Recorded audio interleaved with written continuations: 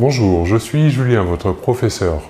Dans cette deuxième unité, je vais vous parler de l'hypothèse et des différentes valeurs de l'hypothèse exprimées avec la conjonction si.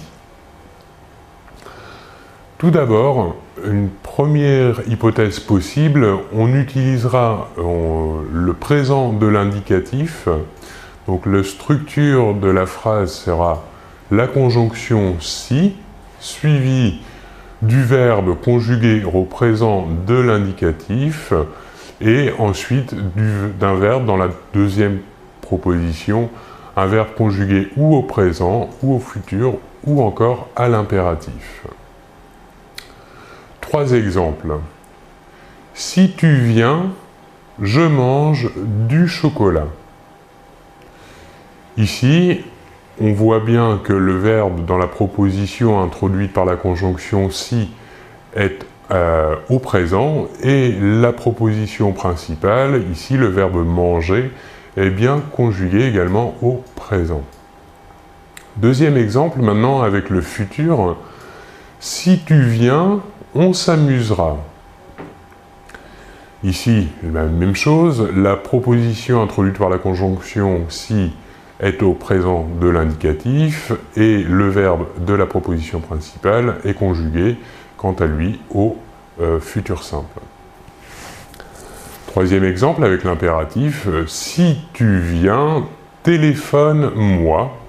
Ici, toujours la même chose, le verbe de la proposition introduite par si est au présent, alors que le verbe de la proposition principale est conjugué à l'impératif.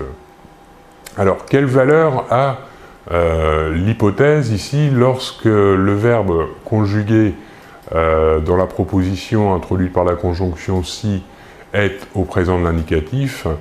Eh bien, il sert à exprimer une action qui se réalisera dans le présent ou le futur à condition qu'une autre hypothèse se réalise. On continue. Deuxième possibilité d'exprimer une hypothèse, deuxième valeur, ce sera la proposition qui est introduite par la conjonction si le verbe est conjugué à l'imparfait, le verbe de la proposition principale sera quant à lui conjugué au conditionnel présent. Voici un exemple. Si j'allais à Paris, j'irais tous les jours voir un spectacle. Ici, dans la proposition introduite par la conjonction si, nous voyons que le verbe aller est bien conjugué à l'imparfait, alors que le verbe de la proposition principale, irait, verbe aller, cette fois conjugué au conditionnel présent. Alors, quelle valeur va avoir cette hypothèse? L'hypothèse se situe ici dans le présent ou le futur, et l'action envisagée est improbable. On continue.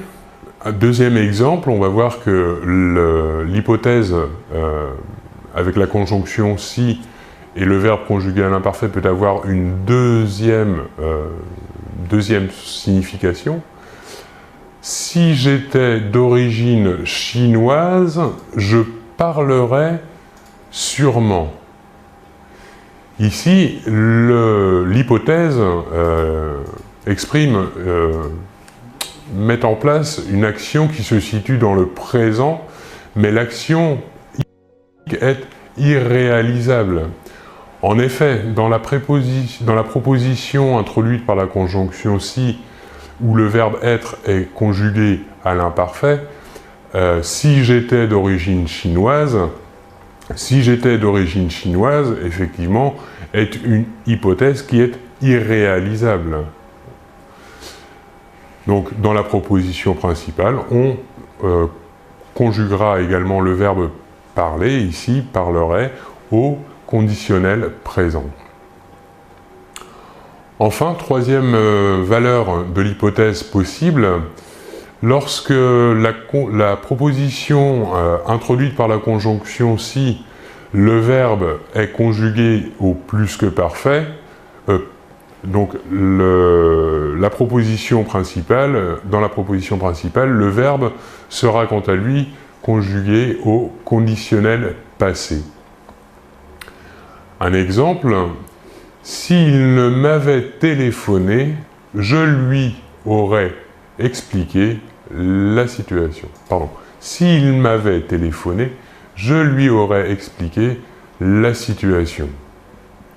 Donc, dans la proposition ici hypothétique introduite par la conjonction si, le verbe téléphoner est conjugué au plus que parfait, d'accord, avait téléphoné, et le verbe de la proposition principale, expliquer, est quant à lui, ici, conjugué au conditionnel passé, aurais expliqué.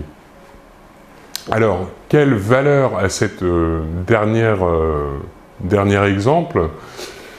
Alors, l'hypothèse ici est située dans le passé et l'action envisagée ne s'est pas réalisée.